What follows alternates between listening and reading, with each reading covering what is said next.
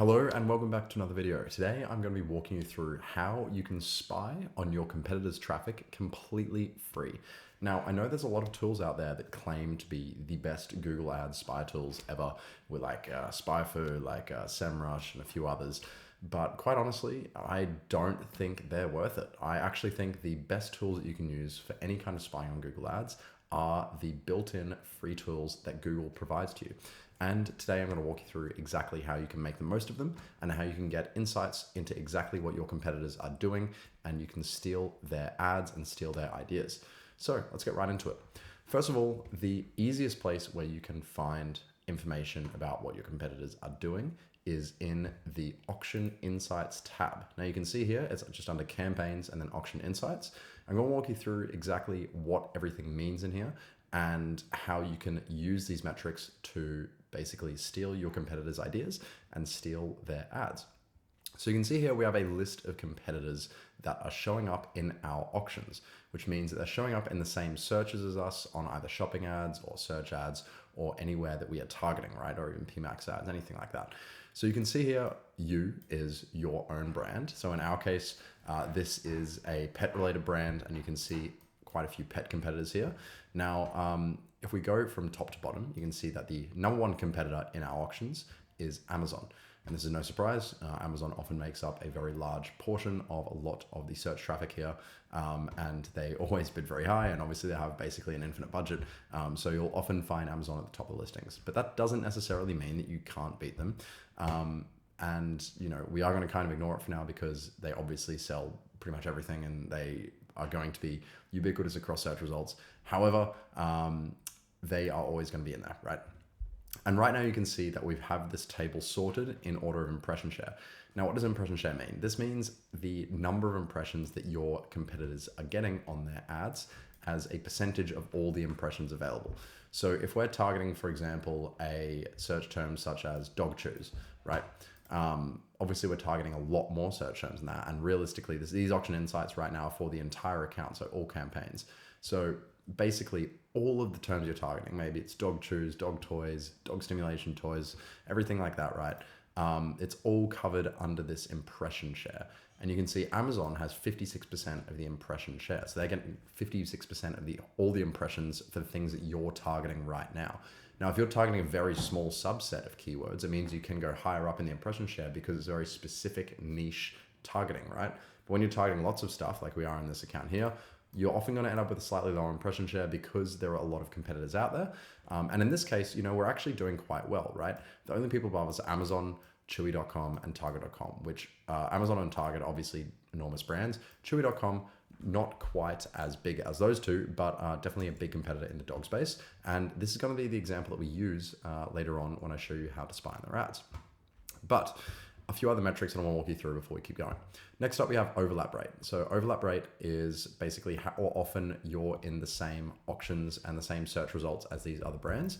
So as you can see here, if we give it a second, how often another ad received an impression in the same auction that your ad also received an impression. So basically, when are these advertisers showing up near you?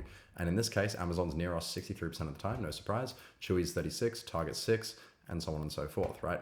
We can see as well that we are actually doing quite well here because we are above Mighty Paw, for example, with 10%, and then these other brands with less than 10, and these are probably some of the bigger ones, and Purina is quite a large brand, so once again, that's a pretty good appearance here that we're ranking well. If you're anywhere above 10%, to be honest, you're usually in a pretty good spot because 10% is obviously the cutoff where Google doesn't measure it below that as far as impression share goes, so being above 10% is always encouraging, and it means you are probably up in the top percentage of advertisers. And you can really, the only ways you can affect this impression share is by either increasing your budget or expanding your targeting. So technically expanding your targeting will actually reduce your impression share if you keep the same budget because it means that you're now viable in a larger pool of impressions. So realistically, the only way to increase your impression share is by increasing budget.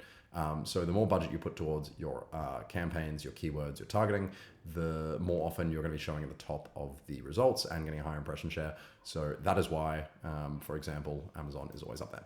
Then you have position above rate. So this is how often, as you can see from the description with Google here, I'll walk you through how often another advertiser's ad shows in a higher position than your own when both ads are there. So we can see again, 52%, 48%, 46%. So these brands are above us this percentage of the time. However, that's only half the time, right? So 50% of the time we're above both of these guys. More than 50% of the time, sorry, we're above these guys. And then with Amazon, just slightly under. Top of page rate, this is how often you're at the top of the page in your search results. And then absolute top of page rate is how many times you are number one result in the search. And you can see here, outranking share is the final metric. And basically it's how often your ad ranked higher in the auction than another advertiser's ad, or if yours showed when theirs did not. So these are all of the metrics that tell you a little bit about where you're positioned against your competitors right now. Now, if you don't have any auction insights, this is something I should have mentioned a little bit earlier, but if this page is completely empty for you because you have a brand new account, what you're gonna have to do is you're just gonna have to figure out who your competitors are, right? So a very simple way to do that is, for example, if we were selling dog toys, or let's say we're selling, for example, toothbrushes, you'd simply wanna search for toothbrush and you'd see who else is up against you in their ads here, right? So a lot of these are ads. So Shaver Shop, Woolworths, Amazon, Auto, right? This is probably an example of an actual toothbrush brand. So once again, it's just a matter of figuring out who your competitors are, and then you can start to now use this method, which I'm about to show you, to spy on their ads. So we know what our competitors are, and you've either identified them by using the auction insights here or by doing a simple Google search and going through the shopping tab, and you can just honestly have a look at the shopping tab, look at all these kind of brands here, and these are all potential competitors for you. Of course, the ones related to the brand itself are a lot better compared to stuff like Amazon, or compared to stuff like Kmart, things like that, right? So now that we've got our competitor, in this case, I'm going to go with Chewy because clearly they're doing quite well and they are a pet specific brand. So they're not just an Amazon or a Target. What we're going to do is we're going to go to the Google Ads Transparency Center. Now you can get to this website by going to adstransparency.google.com, or you can search for Ads Transparency Center. It will come up and it'll take you to this page. Now, when you're on this page, there are a few things that you can do. First of all, you can check the time that ads were shown. So if you want to see ads that are current or ads that are in the past, you can do so, but I just go for all time in 90% of cases. And you can also choose where they are shown. So you want to see ads. In most cases, I go for anywhere. Sometimes the USA, sometimes the UK, sometimes Australia if you want to see specific regions. But I find you get the most insights out of going shown anywhere. But if you are targeting a specific region alone, you will want to just, let's go for example, United States, right? So we're going to pretend that we're running these ads just in the United States, and we want to see what other competitors are doing in the United States. But in saying that, you can also explore what competitors are doing in other regions too. And then you can choose your platforms for the ad. But for now, we're going to go all platforms and we'll explore this in a moment. So chewy.com, we just put in their URL here. You can also put in business names, but typically the URL works better. So just put in the URL and then you got chewy.com. Now, when we go to chewy.com and we search it here, we can see all of the ads that they are running on Google right now, which is incredible, right? It gives us a completely clear view into every single ad that these guys are running, how they're structuring their ads, what kind of video ads they're running, what kind of shopping ads they're running. It's kind of funny. And what kind of search ads they're running. So if we have a look, for example, at the very first ad here, this is actually under a different company. So another beauty of the Google Ads Transparency Center is it actually shows you ads, any company running ads to this website. So 90% of cases here, the company is Chewy Inc. that's running these ads. We can see up here as an example is Stella and Chewy's, which is probably one of the subsidiary brands. And then another one here, Chewy Vet Care, which is again, probably subsidiary brand as well. But as you can see, lots and lots of examples of ads for them here. Now, what I love to do is sort out by specific categories when looking at ads. So for example, we can look at the search ads first. These are the meat and potatoes of Google, obviously, and the sort of the most broad ads you can look at. So for example, here, this text ad, fresh and frozen dog food, frozen meals dogs love, nutrients available now at Chewy. Okay, so if we look at this here, we can see that we can steal a lot of things from this ad, right? You can see that Chewy in itself is a very big brand and they have probably a lot of money behind their research, development, marketing. So naturally, they probably have a really good marketing team who puts a lot of effort into their ads. Maybe they don't, maybe they do. And if they do, you can steal a lot of the stuff from their ads and remodel from it, and then essentially take advantage of Chewy's marketing budget and Chewy's salary they pay their employees by stealing everything that their employees do, which is something that I love to do, right? So as you can see here, they've gone for a very clear title, right? What do they sell? Fresh and frozen dog food, frozen meals dogs love.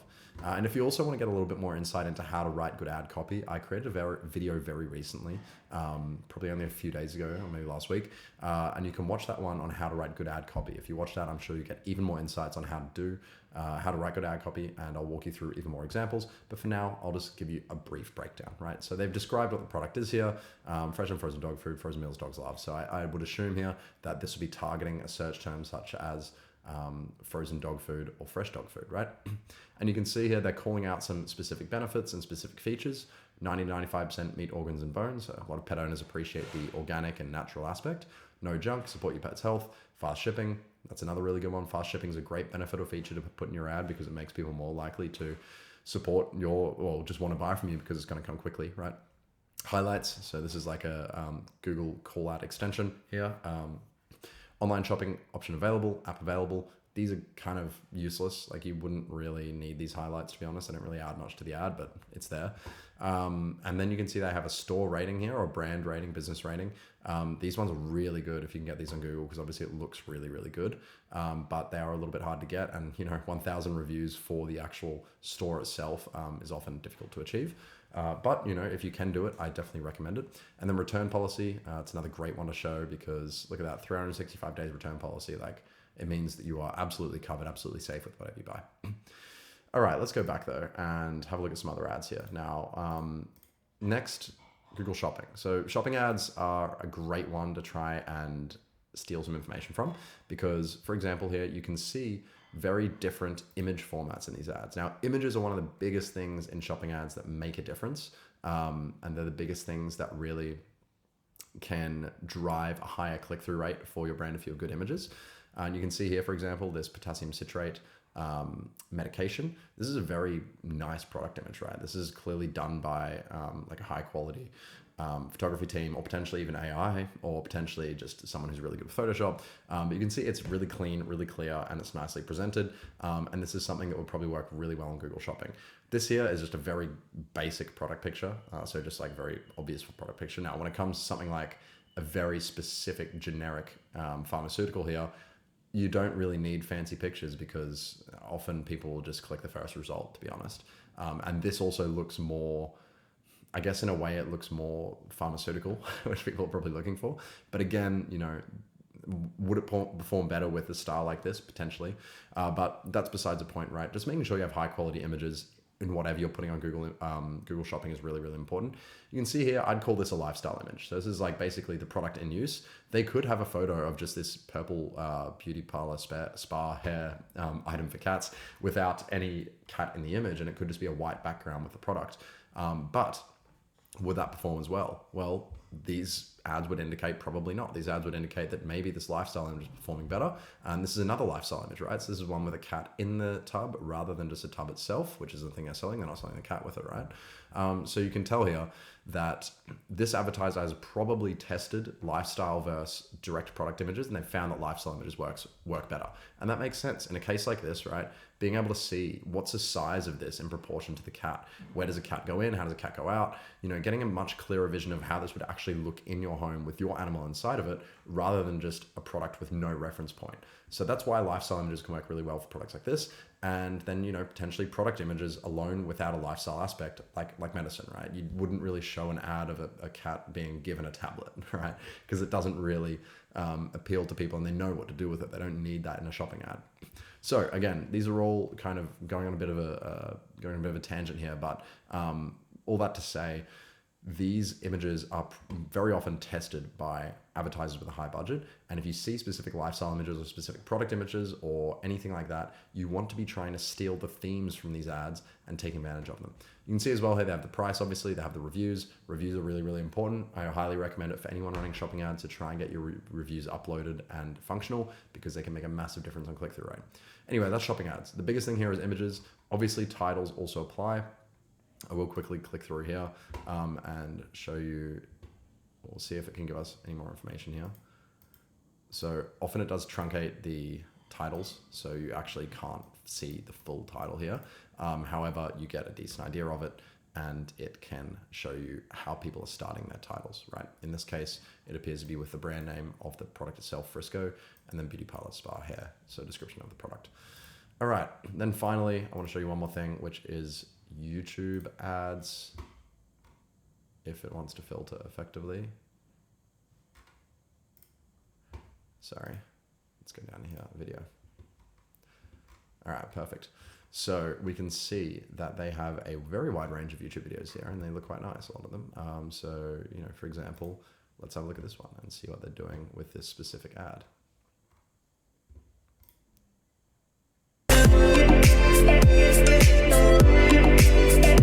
Ad for their new vet daycare center, right? So again, nothing too crazy.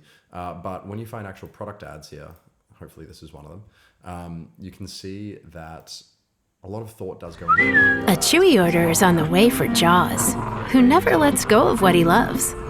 So Dad uses Chewy to get him everything he needs to keep loving life, one mouthful at a time, for low prices, for life with pets. You know, it's all about the pets, the pet owners, the things that pet owners love, and you know, cute dogs and everything like that. So it immediately captures the user's attention, and then it shows them the usability of the product by bringing up that app photo and then showing they can quickly order toys, treats, whatever they need through that Chewy app or website. So once again, there's a little breakdown on some benefits you can glean from each of these platforms and looking at the specific ads on here. On the ads transparency center.